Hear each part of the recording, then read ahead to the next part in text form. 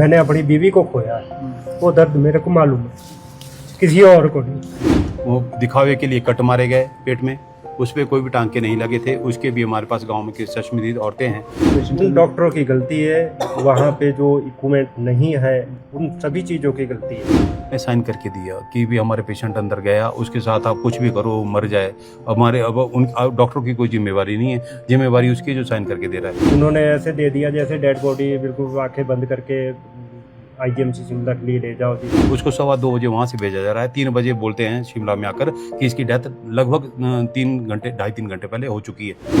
अब सब कुछ मौके के लिखित हमारे पास कुछ नहीं है। और तो क्या, जो इनके पास रेफर करने के लिए पर्चियाँ दी जाती हैं, जो डायग्नोज दिया गया है वो कागज होते हैं, वो कुछ भी नहीं दिए गए। पेशेंट या कोई भी होगा, चाहे उसको पथरी है चाहे कोई और बीमारी हो, वो हॉस्पिटल में जाएगा ठीक होने के लिए जाएगा, ना कि मरने के लिए जाएगा। हमारा मकसद है कि जो गलत तरीके से हॉस्पिटलों में इलाज चल रहे हैं, जो क्षमता नहीं है डॉक्टर के अंदर और उस चीज़ को कर रहा है, वो थोड़ा ना हो। राज्यपाल से हमें यही आश्वासन मिला है कि उन्होंने इसको जांच आगे बढ़ाने की की है, लापरवाही हुई है बिल्कुल। कि जो जांच एजेंसी बिठाई गई है वो डॉक्टर ही है, डॉक्टर को डॉक्टर ही चेक कर रहा है। जब हमने ये बात सुनी कि इस पे कुछ नहीं निकल रहा है, तो आज हम उठकर सीधा राज्यपाल जी से मिले। डॉक्टर और जो अंदर पेशेंट के बीच का जो रिश्ता होता है वो भगवान और का होता है, तो हमें नहीं लगता ये भगवान का या का रिश्ता है। तो अब कोई भी रिलाइज कर सकता है इसको, भी किसी की जान चली जाए। अब नॉर्मल सी बात है, पेशेंट या कोई भी होगा, चाहे उसको पथरी है चाहे कोई और बीमारी हो, वो हॉस्पिटल में जाएगा ठीक होने के लिए जाएगा, ना कि मरने के लिए जाएगा। मैंने अपनी बीवी को खोया है, वो दर्द मेरे को मालूम है, किसी और को नहीं। नहीं, आप किसकी गलती मानते हैं? डॉक्टर का उन नहीं डॉक्टरों था, की लायक गलती नहीं है। था उसके ऑपरेशन उन डॉक्टरों की गलती है, वहाँ पे जो इक्विपमेंट नहीं है उन सभी चीज़ों की गलती है। ये हमारा बनता है कि अंदर ICU ना होने के कारण भी हो सकता है। जैसे उन्होंने हार्ट प्रॉब्लम बताई या दिल का दौरा बताया, उसका इलाज वहीं पे भी कुछ किया जा सकता था, रोका तो जा सकता था। फिर हमारे को यहाँ पे भेजते, उन्होंने ऐसे दे दिया जैसे डेड बॉडी बिल्कुल आंखें बंद करके IGMC शिमला के लिए ले जाओ जी, है। फिर ले जा भी अपने आप खुद रहे, नीचे छोड़ रहे हमारे को एम्बुलेंस में। अब राज्यपाल से क्या आश्वासन मिला है आपको? राज्यपाल से हमें यही आश्वासन मिला है कि उन्होंने इसको जांच आगे बढ़ाने की की है, कि मैं अभी जो कमेटी जांच कर रही है उस पर हमारे को विश्वास नहीं है, क्योंकि सब लोकल एरिया के हैं, लोकल ही आते हैं। सर, अगर आपने कहा कि सर इतना खास तो नहीं हम बता पाएंगे, क्योंकि हम अमूमन जो है गांव के एरिया से बिलोंग करते हैं, उसमें कभी कभार ही जाना पड़ता है, जैसे शहरदारी में जाते हैं हम लोग। तो इसके विषय में वैसे पहले आती है, कुछ ना कुछ तो होता ज़रूर है, ऐसा नहीं है कोई होता है। अगर ये खंगालेंगे तो बहुत कुछ निकलता है, अगर चुप बैठ जाएंगे तो कुछ नहीं निकलेगा। यानी कि आपको पूरा माना कि लापरवाही हुई है बिल्कुल। ठीक, ये सही बात। आज हम सब लोग, सबसे पहले मैं बताना चाहता हूं कि जो हमारा ये प्रकरण चला है, हमने 22 तारीख को SDM अर्की, SHO अर्की और BMO अर्की को एक ज्ञापन दिया था।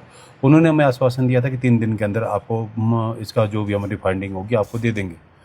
हम जब आज आए तो SDM साहब से भी बात हुई। SDM साहब को इसके बारे में नॉलेज नहीं है, उनकी कोई मीटिंग चली थी आज सोलन। तो फिर उसके बाद हम SHO साहब से मिले।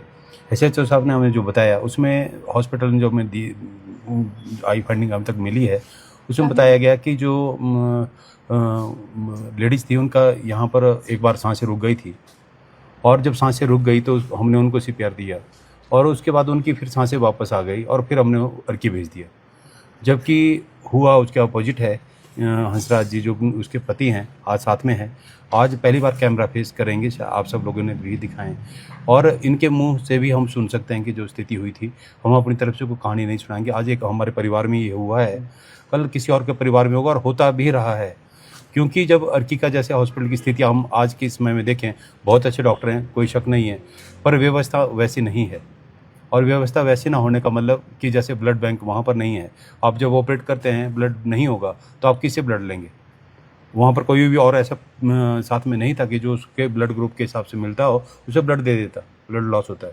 चलो दूसरी बात कि जब इतनी क्रिटिकल कंडीशन बन गई थी या ऐसा स्थिति हो तो क्या जहाँ पर वेंटिलेटर नहीं है, जहाँ पर ब्लड बैंक नहीं है, जहाँ पर आपकी और कोई व्यवस्थाएं नहीं है, तो वहाँ पर आप क्यों इतना क्रिटिकल ऑपरेशन करते हैं? मेरा सवाल है।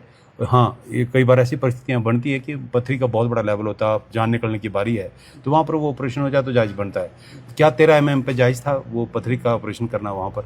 और पेशेंट को इस लेवल तक डरा दिया गया था कि अगर ये फट जाती है तो भी आपकी जान भी जा सकती है और कुछ और भी आपके साथ हो सकता है। और डॉक्टर ने खुद ही 108 को फ़ोन करना, जो संदेह हमारा सबसे बड़ा घूमता है कि 108 को कभी भी डॉक्टर फ़ोन नहीं करते, अटेंडेंट ही फ़ोन करते हैं कि जब भी आपको बुलानी होती है, रेफर जब केस करते हैं।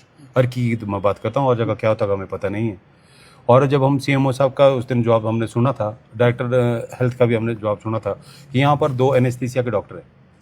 और जब अंदर गए थे तो एक डॉक्टर था वहाँ पर, नवम धीमान, उसके साथ एक अटेंडेंट था जो कि PN था, एक नर्स थी चांदनी करके, एक और साथ में नर्स ही थी।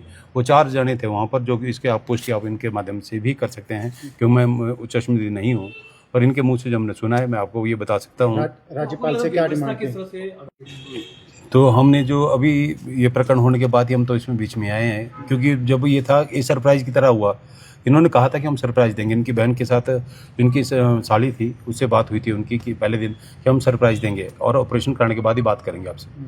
तो तब उन्होंने देख के अर्की में ही चले गए वो कराने के लिए, और उनको लगा कि शायद ईजी होगा, हो जाएगा। पर मुझे ये लगता है कि जो एनेस्थीसिया की गलती हुई है उसी के कारण उनका एकदम ही जान चले जाना बनता है। वो दिखावे के लिए कट मारे गए पेट में, उस पर कोई भी टांके नहीं लगे थे। उसके भी हमारे पास गांव में की चश्मदीद औरतें हैं, जब सुबह उसको तैयार करने लगे, जब देखा गया कि उसके शरीर पे जो कट थे वो कट सही नहीं दिखे, क्योंकि उन पे कुछ सिलाई वो नहीं लगा था, और जो नीले रंग के निशान पड़े थे यहाँ पर बाजू पे और पीठ पे पूरी नीली थी। तो उसे बहुत साफ जाहिर होता है कि कोई गलत डायग्नोज होना, या मान सकते हैं कि एनेस्थीसिया की गलती भी हो सकती है। और हमारा संदेह भी यही है कि जो जांच एजेंसी बिठाई गई है वो डॉक्टर ही है, डॉक्टर को डॉक्टर ही चेक कर रहा है, और उसकी जो फाइंडिंग है वो पुलिस के पास पहुंच चुकी है। जब हमने ये बात सुनी कि इस पे कुछ नहीं निकल रहा है, तो आज हम उठकर सीधा राज्यपाल जी से मिले, और हमें पूर्ण आश्वासन भी उनसे मिला है कि आपके जो जांच है बिल्कुल होगी, और निश्चिंत रहें आप, और हम इंतज़ार करेंगे कि ये जांच अच्छी हो और इसमें कुछ अच्छा रिजल्ट निकले, और नहीं निकलता है तो हम इस आंदोलन को और बड़ा करेंगे। आंदोलन बड़ा करने का कारण ये नहीं है कि हम किसी को सस्पेंड कराएं या पूरा हॉस्पिटल बंद की हो जाए। हमारा मकसद है कि जो गलत तरीके से हॉस्पिटलों में इलाज चल रहे हैं, जो क्षमता नहीं है डॉक्टर के अंदर और उस चीज़ को कर रहा है, वो थोड़ा ना हो, क्योंकि एक्सपेरिमेंट के लिए ने साइन करके दिया कि भी हमारे पेशेंट अंदर गया, उसके साथ आप कुछ भी करो मर जाए, हमारे अब उन डॉक्टर की कोई जिम्मेवारी नहीं है, जिम्मेवारी उसकी जो साइन करके दे रहा है। मैं इस सिस्टम के खिलाफ बात करना चाहता हूँ। आज पूरे हिमाचल में ये सवाल है। और जो स्वास्थ्य व्यवस्था की बात की जाए, जब हम हाथ काट कर दे देते हैं उसके बाद हमारे पास कुछ नहीं रहता, और उसके बाद जब डेड बॉडी को शिमला भेजा जाता है वहाँ से, तो एक सवाल वो और उठता है कि जब जान 11:30 बजे जा चुकी है, उसको 2:15 बजे वहाँ से भेजा जा रहा है, 3 बजे बोलते हैं शिमला में आकर कि इसकी डेथ लगभग 2.5-3 घंटे पहले हो चुकी है, और सब कुछ मौके के लिखित हमारे पास कुछ नहीं है। और तो क्या, जो इनके पास रेफ़र करने के लिए पर्चियाँ दी जाती हैं, जो डायग्नोज दिया गया है, वो कागज होते हैं, वो कुछ भी नहीं दिए गए।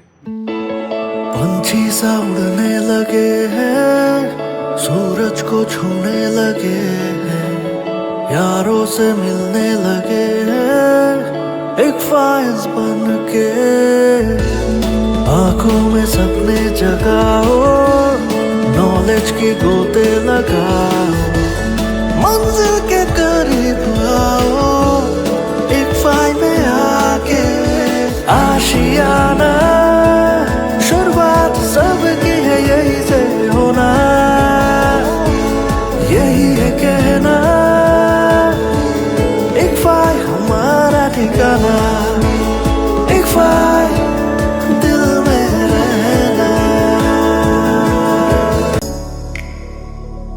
बागवानों के लिए वरदान, हिमाचली सेब की शान, कोई और नहीं, हाईटेक इंजीनियर्स हिमाचल की सेब ग्रेडिंग, कलरिंग, पॉलिशिंग और सॉर्टिंग मशीनें, 30 सालों का अनुभव और बागवानों का सच्चा भरोसा।